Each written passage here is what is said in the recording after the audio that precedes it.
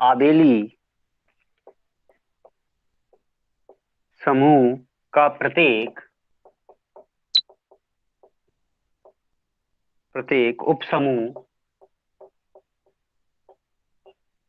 उपसमूह विशिष्ट होता है,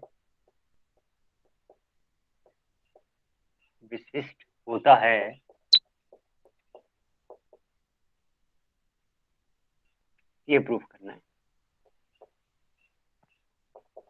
आबेली समूह का कोई भी उपसमूह होगा वो हमेशा विशिष्ट ही होगा। माना कि कैपिटल एन किसी आबेली समूह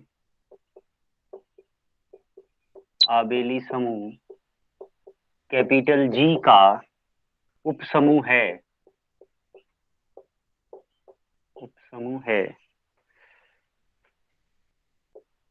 अब यदि G belongs to capital G तथा N belongs to capital N, तो आपने यहाँ G ले लिया, तो कंडीशन क्या है विशिष्ट उपसमूह होने की? G N G इनवर्स, ये किसका एलिमेंट हो जाना चाहिए? N का।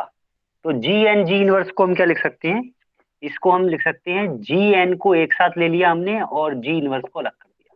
अब ये आबेली समूह है तो ये आपस में क्रमनिर्णय नियम का पालन करेंगे, तो ये एन जी हो जाएगा, क्योंकि जी एन बराबर एन जी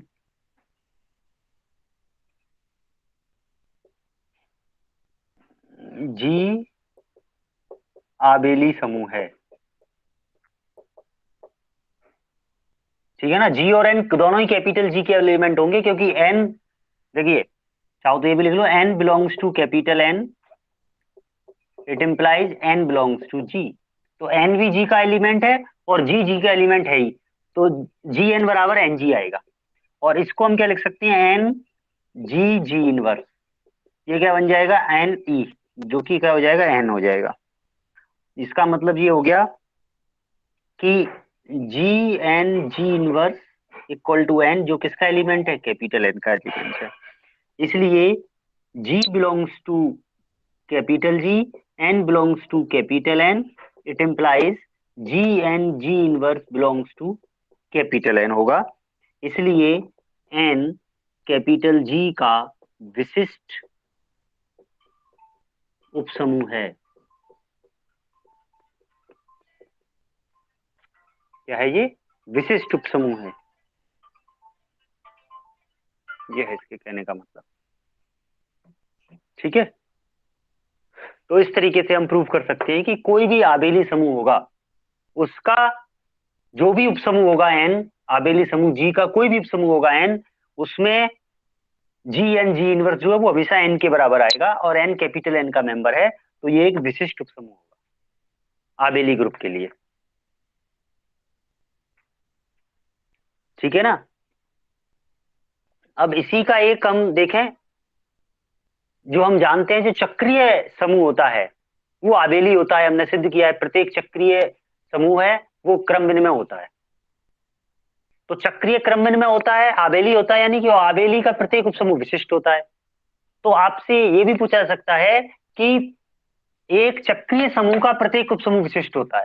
प्रूफ यही रहेगा, केवल आपको एक लाइन आगे बढ़ानी पड़ेगी कि जी यदि चक्रीय समूह है तो जी आबेली समूह भी होगा, और आबेली होगा उसके बाद हम ये सीखेंगे। क्योंकि जो भी चक्रीय ग्रुप होता है वो आबेली ग्रुप भी होता है, इसलिए। ठीक है, आ गया समझ में? Yes sir. हाँ, मिटा दूं? Yes sir. चलिए, नोट डाल के लिख लो चाहो तो, ये चक्रीय के लिए भी थ्योरम होगी।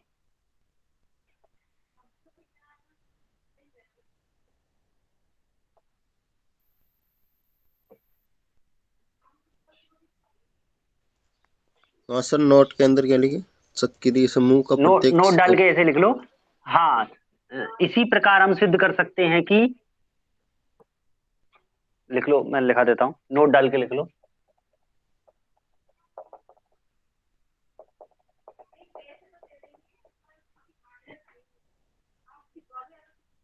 इसी प्रकार हम सिद्ध कर सकते हैं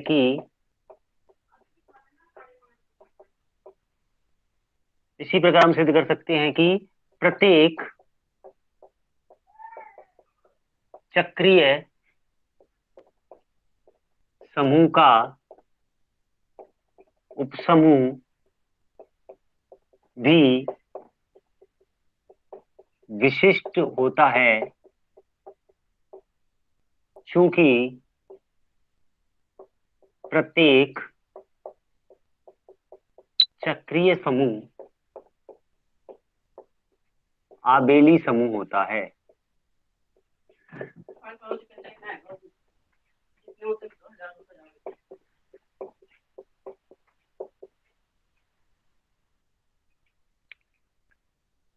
ठीक है,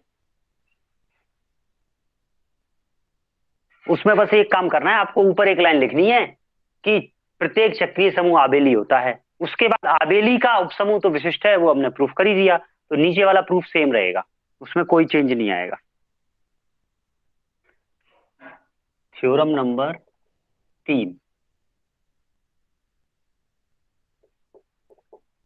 ग्रुप जी का उपग्रुप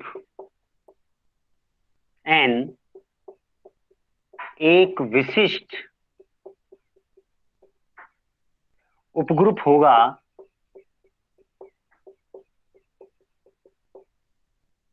यदि और केवल यदि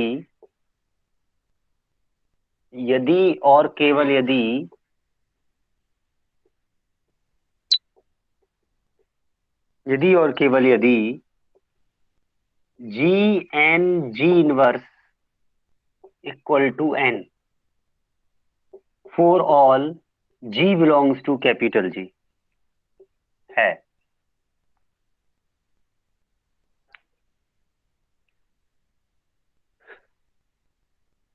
अब देखिए, जो विशिष्ट उपग्रुप की परिभाषा है, उस परिभाषा से आपको सिद्ध करना है कि जी एन जी इनवर्स। अब ये क्या हो गया, एन में आपको लेफ्ट साइड जी से ऑपरेट करना है, राइट साइड में जी इनवर्स से ऑपरेट करना है, और उससे क्या आना चाहिए, एन ही आना चाहिए। ठीक है ना, एन एक उपसमूह है, उपग्रुप तो है ही वो, उसको विशिष्ट प्रूफ करना है, जबकि ये कंडीशन सत्य है। अब यदि और केवल यदि वाला थ्योरम है ये, तो इसको कैसे करेंगे, विशिष्ट उपग्रुप मान के चलेंगे और ये लेकर के आएंगे, इसको मान के चलेंगे, विशिष्ट उपग्रुप सिद्ध करेंगे, ये करना होगा इसमें हमको।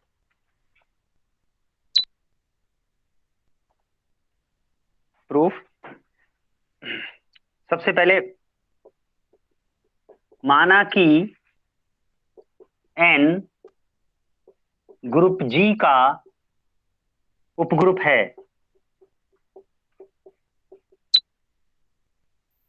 तब अब उपग्रुप की परिभाषा लगाएंगे। उपग्रुप की परिभाषा कहती है G belongs to capital G, N belongs to capital N.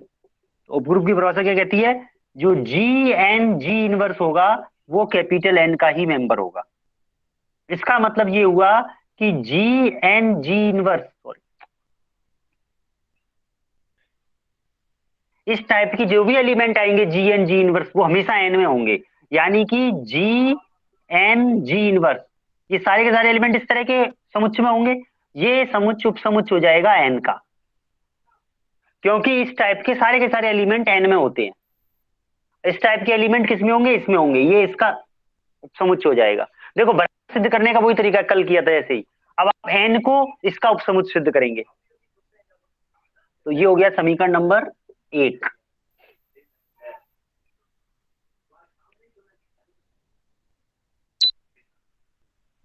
पुनः G N G inverse subset है कैपिटल एन का for all G belongs to capital G, G के सभी अवयवों के लिए, कैपिटल जी के सभी अवयवों के लिए। तो अब जो जी इनवर्स होगा वो भी कैपिटल जी में होगा, तो जी इनवर्स के लिए इस कंडीशन को लगाएं तो क्या मिलेगा, ये मिल जाएगा आपको जी इनवर्स एन और जी इनवर्स का इनवर्स। जी की जगह हमने जी इनवर्स लिख दिया, ये भी क्या होगा, सबसेट होगा एन का। क्यों लिख सकते हैं, क्योंकि G belongs to capital G, it implies G inverse belongs to capital G. इसलिए ये कंडीशन होगी। तो यहां से क्या प्रूफ हो जाएगा, यहां से प्रूफ हो जाएगा कि जी इनवर्स एन जी जो होगा वो सबसेट होगा कैपिटल एन का।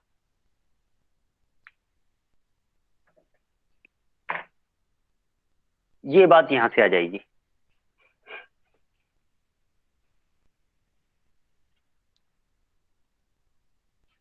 थ्योरम का स्टेटमेंट बता दूं? यस सर, लिख लिया पूरा है। फिर भी समझ लो, चलो एक साथ ही समझ लो।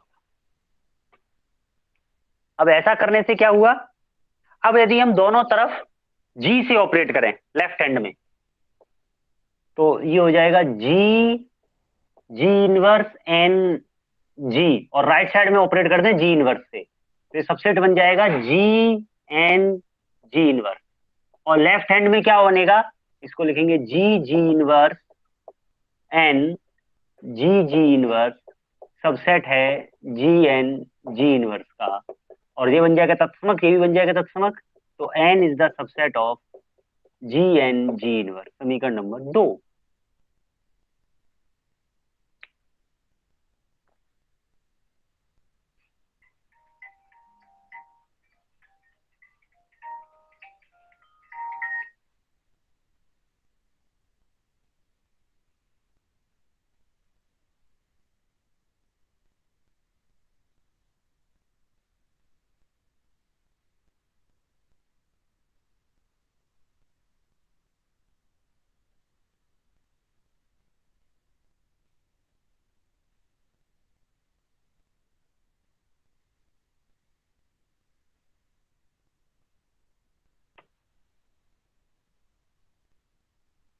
ठीक है, देखो दोबारा समझ लो कैसे किया था हमने।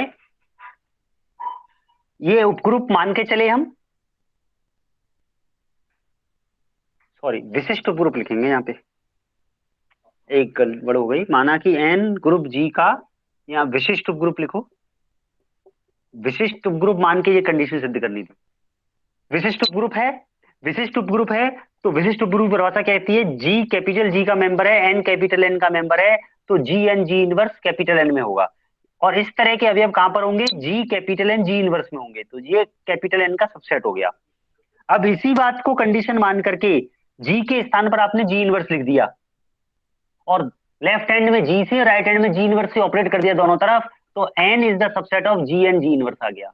यहां कहता है कि G N G inverse subset N का, तो समीकरण 1 और 2 से क्या सिद्ध हो जाएगा, समीकरण 1 व 2 से सिद्ध हो जाएगा G N G inverse equal to capital N. G N G inverse क्या होगा, कैपिटल एन के बराबर हो जाएगा। आ गया समझ में सबको? फर्स्ट कंडीशन विशिष्ट उपग्रुप मान के चलेंगे, सही कर लेना, ये पहले विशिष्ट लिखना भूल गया था मैं। तो विशिष्ट उपग्रुप मान के चलेंगे और ये कंडीशन आपने सिद्ध कर दी। सेकंड वाले पार्ट में हमको क्या करना होगा, सेकंड वाले पार्ट में हम मान के चलेंगे कि ये क्या है, ये बराबर। कंडीशन सत्य है, और विशिष्ट विशिष्ट उपग्रुप प्रूफ करेंगे, हाँ उल्टा प्रूफ करेंगे। ठीक है, तो वो तो आसान काम है। सर ब्लर आ रहा थोड़ा। ब्लर आ रहा है क्या, एक सही कर,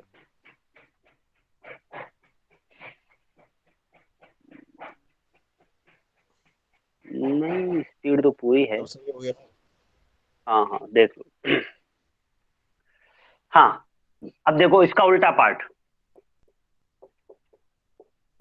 विलोमतः, उल्टा पार्ट करें। विलोमतः माना कि G N G inverse equal to capital N, और हम सिद्ध करेंगे कि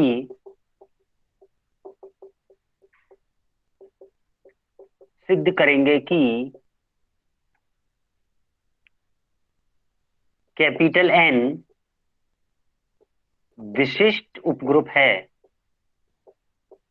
ठीक है, ये मान के चलेंगे, एन को विशिष्ट उपग्रुप सिद्ध करेंगे। तो देखिए, since G N G inverse capital N के बराबर है, इसका अर्थ क्या हुआ इसका अर्थ आप लिख सकते हो कि जी एंड जी इनवर्स जो एलिमेंट होंगे वो सबके सब कैपिटल एन का ये सबसेट हो जाएगा। भाई बराबर है तो सबसेट तो है ही। और इसका मतलब आप लिख सकते हो कि G N G inverse type का जो एलिमेंट है वो कैपिटल एन में होगा। For all G belongs to capital G, N belongs to capital N. भाई ये इसका सबसेट है, तो इस टाइप का जो भी एलिमेंट होगा वो कैपिटल एन में ही होगा, क्योंकि इस टाइप का हर एक एलिमेंट इसमें होगा और ये इसका सबसेट है, या कहें ये इसके बराबर है तो इसमें होगा। ठीक है ना, इसका अर्थ क्या हो गया, यही विशिष्ट उपग्रुप की परिभाषा है। अतः एन कैपिटल जी में विशिष्ट उपग्रुप है, विशिष्ट उपग्रुप है। ठीक है ना, तो ये आपका प्रूफ हो गया।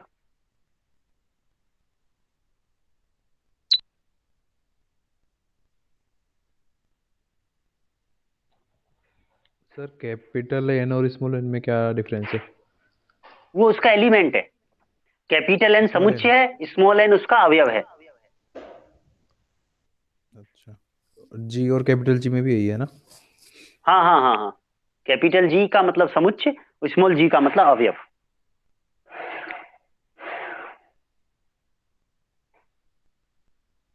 तो सर आपने मतलब पहले किया था ना इसका, हम्म जिसमें G N G inverse belongs to N, capital N के अंदर किया था उसमें शुरुआत में। हम्म हम्म हम्म हम्म हम्म। तो उसमें स्मॉल हमने एन उल्टा भी। लिखा था, ये मान करके, ये मान हाँ करके, क्योंकि विशिष्ट उपग्रुप था तो ये माना था और उससे ये लिख दिया था, हाँ हाँ। समीकरण नंबर 1 बना दिया था इसे। तो स्मॉल एन नहीं था ना इसमें बीच में?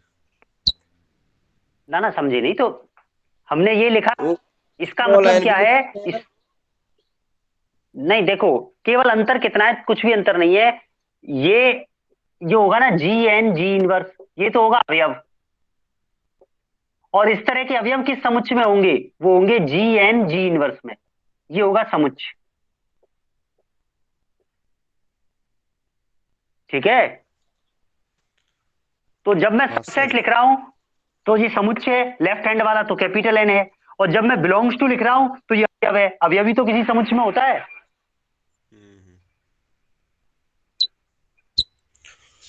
ठीक है, और सर ये प्रतिबंधों की आवश्यकता पर्याप्तता इसमें वैसे नहीं लिखेंगे इसमें? नहीं वैसे लिख सकती है, यदि और केवल यदि वाली थ्योरम में वैसे भी लिख सकते हैं। पर हाँ हम क्या करते हैं, यदि थ्योरम में ही दे रखा है कि सिद्ध कीजिए कि आवश्यक एवं पर्याप्त प्रतिबंध ये हैं, तो फिर हम उसी पैटर्न पे लिखते हैं। और यदि और केवल यदि दे रखा है तो वैसे लिख दो तब भी कोई दिक्कत नहीं है, ना लिखो तब भी कोई दिक्कत नहीं है।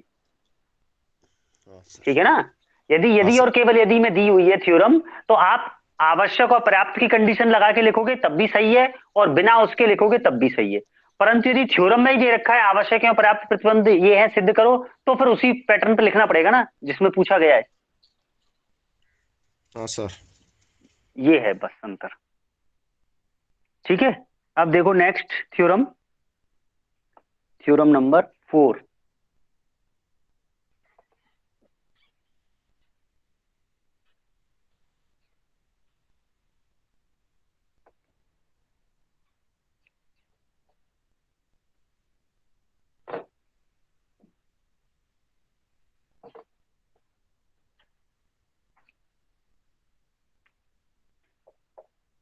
थ्योरम नंबर 4, किसी ग्रुप, किसी ग्रुप कैपिटल जी का कोई उपग्रुप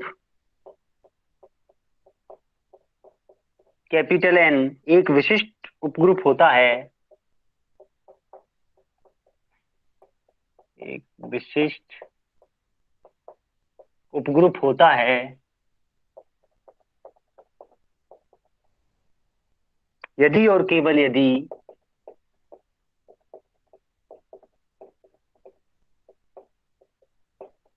यदि और केवल यदि प्रत्येक वाम सहसमुच्चय, लेफ्ट कोसेट, दक्षिण सहसमुच्चय है, प्रत्येक वाम सहसमुच्चय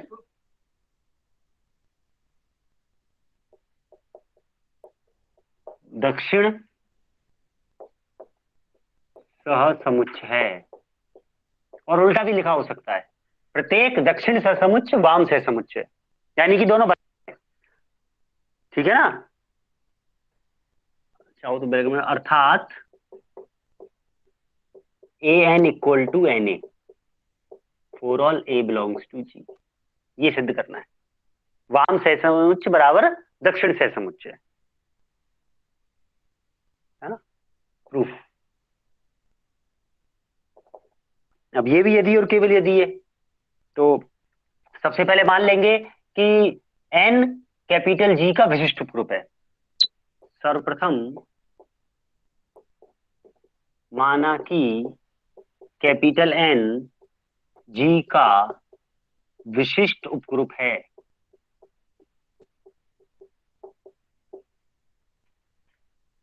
ना? और आप इस चीज को सिद्ध करोगे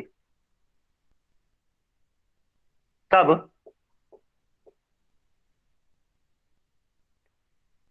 अब देखो, विशिष्ट उपग्रुप की परिभाषा से यदि हम बात करें तो हम क्या लिख सकते हैं, अभी अभी जो पिछली थ्योरम में हमने सिद्ध किया उसको यूज कर लें। पिछली थ्योरम में हमने क्या सिद्ध किया, यदि विशिष्ट उपग्रुप है तो for all G belongs to capital G के लिए क्या होगा, जी एन जी इनवर्स जो होगा वो कैपिटल एन के बराबर होगा। ये सिद्ध किया ना हमने अभी पिछली थ्योरम में, ये तो सिद्ध किया G N G inverse equal to N, तो इसको यूज करना है। तो विशिष्ट उपग्रुप है तो G N G inverse capital N के बराबर होगा। इस कंडीशन को हम लगाएं और हम क्या करें, दोनों तरफ राइट में जी से ऑपरेट कर दें, तो जी एन जी इनवर्स को जी से ऑपरेट कर दिया जाए तो एन जी आ जाएगा। और इसको लिख सकते हैं G N G inverse G equal to N G, और इसको आप लिख सकते हो जी एन, ये तत्समक अवयव हो जाएगा, ये एन जी, और तत्समक का ऑपरेट करेंगे तो एन ही आएगा, G N equal to N G. और ये किसके लिए, for all G belongs to capital G, for all G belongs to capital. तो आपने विशिष्ट उपग्रुप मान के चले और सिद्ध कर दिया प्रत्येक वाम सहसमुच्च दक्षिण सहसमुच्च है, अर्थात प्रत्येक वाम सहसमुच्च दक्षिण सहसमुच्च है।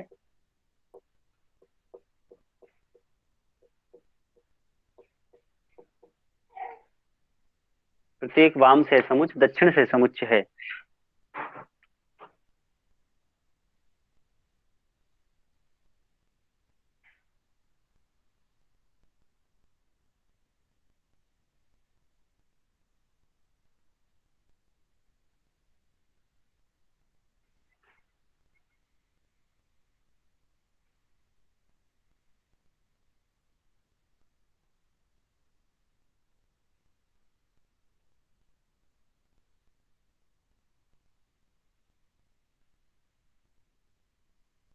ठीक है, विशिष्ट उपग्रुप मान के चलेंगे और आपने सिद्ध कर दिया कि जो दक्षिण सहसमुच्च है वो वाम सहसमुच्च के बराबर है।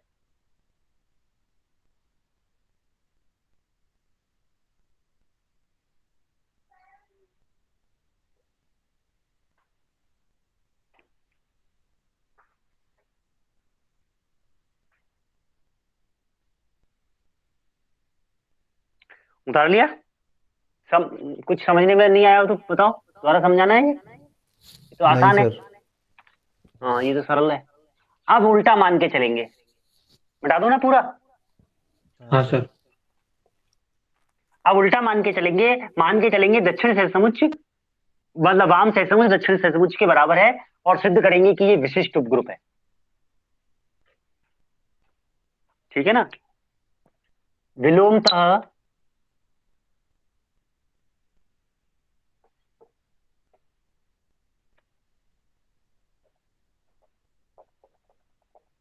विलोमतः माना कि प्रत्येक वाम सहसमुच्च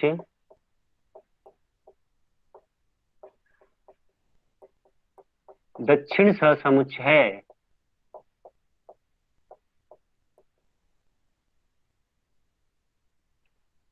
प्रत्येक वाम सहसमुच्च दक्षिण सहसमुच्च है, अब G belongs to capital G के लिए GN ये क्या बन जाएगा, वाम सहसमुच्च, लेफ्ट से ऑपरेट कर रहे हैं, एक वाम सहसमुच्च है। तो ये क्या होगा, ये किसी दक्षिण सहसमुच्च के बराबर होगा। यही तो दे रखा है कि जो भी वाम सहसमुच्च है वो किसी ना किसी दक्षिण सहसमुच्च के बराबर है। अब वो दक्षिण सहसमुच्च कौन सा है भाई, वो NG है कि नहीं है, पहले ये बात भी सिद्ध करनी पड़ेगी कि GN इक्वल टू NG। हम मन से नहीं कह सकते ना, वो हो सकता है किसी और दक्षिण सहसमुच्च के बराबर हो, NA के बराबर हो, ये भी हो सकता था, तो उसको हम करके दिखाएंगे। तो GN एक वाम सहसमुच्च है, अब ये किसी ना किसी दक्षिण सहसमुच्च के बराबर होगा। दूसरी बात ये कि GN में G तो होगा ही होगा ना, क्योंकि N में तत्समक अवयव होगा, तो G को E से ऑपरेट करेंगे, G आएगा, GN का अवयव होगा G। तो चूंकि G को आप लिखोगे GE और E कैपिटल N का मेंबर है, इसका मतलब ये किसका अवयव हो गया, GN का अवयव हो गया। G किसका अवयव होगा, GN का अवयव होगा। तथा GN किसी दक्षिण सहसमुच्च के बराबर है, किसी दक्षिण सहसमुच्च के बराबर है। उसमें G एक अवश्य, इसमें स्मॉल g एक अवयव, इसमें स्मॉल g एक अवयव अवश्य होगा, अवश्य होगा। ठीक है ना भाई, ये वाम सहसमुच्च है, ये दक्षिण के बराबर है, इसमें G है तो दक्षिण में भी G होगा। अब दक्षिण सहसमुच्च में G होगा, इसका मतलब कब पॉसिबल है वो, जब E को G से ऑपरेट करने पर आ रहा होगा वो। परंतु G belongs to capital G, it implies G belongs to NG।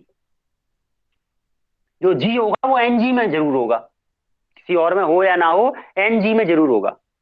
देखो इतना लिखने से हमको ये पता चला कि एक वाम सहसमुच्च है GN, उसमें स्मॉल g है, और एक दक्षिण सहसमुच्च होगा NG, उसमें भी G होगा। अब यदि ये G स्मॉल g किसी और दक्षिण सहसमुच्च में हो सकता है क्या, नहीं हो सकता। क्यों, क्योंकि या तो दो सहसमुच्च, दक्षिण सहसमुच्च या तो एक समान होंगे या संयुक्त होंगे। अब यदि एक अवयव दो दक्षिण सहसमुच्चों में आ रहा है तो दोनों दक्षिण सहसमुच्च क्या हो जाएंगे, एकदम समान हो जाएंगे। ठीक है, परंतु हम जानते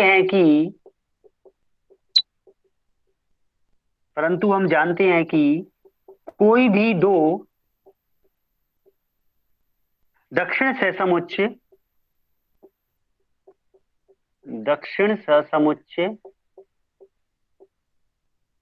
या तो असंयुक्त होंगे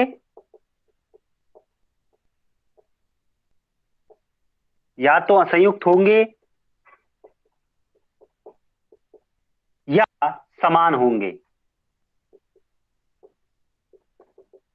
तो जो वाम सहसंयुक्त था जिसमें स्मॉल जी अवयव था, वो किसी दक्षिण सहसमुच्च के बराबर है, तो वो NG के ही बराबर हो सकता है, क्योंकि स्मॉल जी इसी में आता है, किसी और में आ ही नहीं सकता। इसलिए यह NG एक अद्वितीय दक्षिण सहसमुच्च है।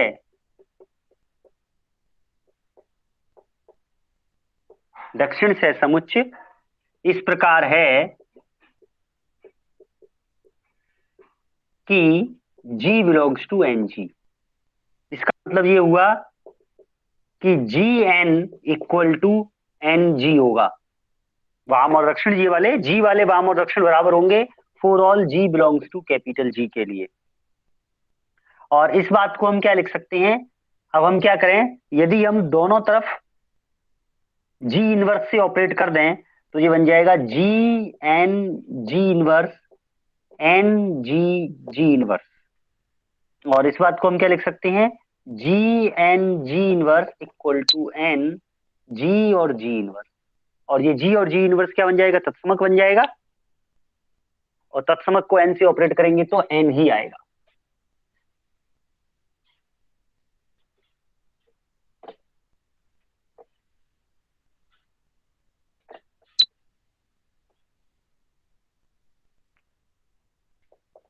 इट implies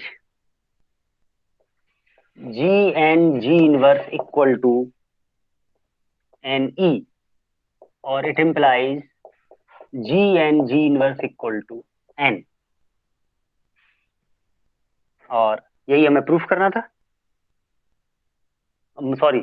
और इसका मतलब क्या होता है G N G inverse equal to N का, कि एन कैपिटल जी का विशिष्ट उपसमूह है। इट implies एन जी में विशिष्ट उपग्रुप है।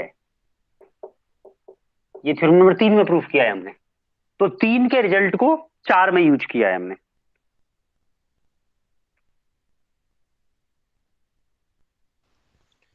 सर एक बार दोबारा समझाना इसको, विलोम तो वाला को। विलोम टू वाले को देखो समझो, इसमें 2 बातें हैं। मिटा दूं नीचे वाला, ये मिटा दूं? हाँ सर मिटा दो। हाँ देखो, कुछ भी नहीं किया इसमें हमने। आप अपनी कॉपी में पढ़ो मेरे साथ साथ, विलोमते में जो लिखा है मैंने। देखिए, आपने माना विलोमतः में कि जो वाम सहसमुच्च है वो दक्षिण है, यानी कि दक्षिण के बराबर है। ठीक है, ये अब माना हमने। अब हमने कहा कि कोई जी एन वाम सहसमुच्च है, तो ये किसी ना किसी दक्षिण के बराबर होगा। अब ये किस दक्षिण के बराबर होगा, मान के चलो ये एन ए के बराबर है। एक बार हम समझने के लिए मान रहे हैं, किसी ना किसी के बराबर होगा, ये तो कंफर्म है। क्यों? क्योंकि हमको थ्योरम में दिया गया है। अब ये क्या होगा वो पता करें हम। पहले हम वाम की पता करें। वाम सहसमुच्च में चूंकि एन क्या है, एन एक उपग्रुप है। एन उपग्रुप है तो ई कैपिटल एन का अवयव होगा। होगा कि नहीं होगा? और यदि हम जी से ऑपरेट करेंगे तो जी ई जो होगा वो जी एन का अवयव हो जाएगा। इसका मतलब जी जो होगा वो जी एन का अवयव हो जाएगा। होगा कि नहीं होगा? यदि जी इसका अवयव है तो जी इसका भी अवयव हो जाएगा। इसका मतलब जी किसका अवयव हो गया, एन ए का अवयव हो गया। एन ए क्या है, एक दक्षिण सहसमुच्च है। तो जी किसी ना किसी दक्षिण सहसमुच्च में होगा ही होगा। अब हम एक बात, सिंपल बात कहें, जो एन जी होता है उसमें तो जी होगा ही होगा ना, जैसे अभी यहाँ पे हुआ था। क्यों? क्योंकि ई में क्यों होगा, क्योंकि ई एन का अवयव है। तो यदि आप ई जी लिखोगे तो वो एन जी का अवयव हो जाएगा। इसका मतलब जी किसका अवयव हो गया, एन जी का अवयव हो गया। तो जी एन जी में होगा। अब जी क्या है, एन जी और एन ए में कॉमन आ गया। तो हमने थ्योरम प्रूफ किया था कि जो 2 दक्षिण सहसमुच्च होंगे वो या तो असंयुक्त होंगे या समान होंगे। या तो इनमें कोई भी अवयव कॉमन नहीं होगा या पूरी तरह बराबर होंगे। तो हम देख रहे हैं कि जो स्मॉल जी है वो इन दोनों में आ रहा है, तो ये पॉसिबल नहीं है। इसका मतलब ये क्या है कि एन ए और एन जी बराबर हैं, यानी कि ये एन ए नहीं है, ये एग्जैक्टली एन जी था। जो वाम सहसमुच्च है जी का वो किसी और दक्षिण सहसमुच्च के बराबर नहीं होगा, वो स्वयं के दक्षिण सहसमुच्च के ही बराबर होगा, यदि होगा तो, अदरवाइज नहीं होगा। तो जो थ्योरम में रिजल्ट दे रखा था उससे पहले हमने प्रूफ किया कि जी एन बराबर एन जी होगा। और जी एन बराबर एन जी प्रूफ करने के बाद आपने दोनों तरफ जी इनवर्स से ऑपरेट कर दिया, रिजल्ट आ जाएगा। जो प्रूफ करना था वो कि जी इनवर्स एन, वो जी एन जी इनवर्स एन के बराबर हो गया। और थ्योरम नंबर 3 क्या कहती है, यदि G N G inverse N है तो एन क्या होगा, विशिष्ट उपग्रुप होगा। तो हमने इसको विशिष्ट उपग्रुप लिख दिया।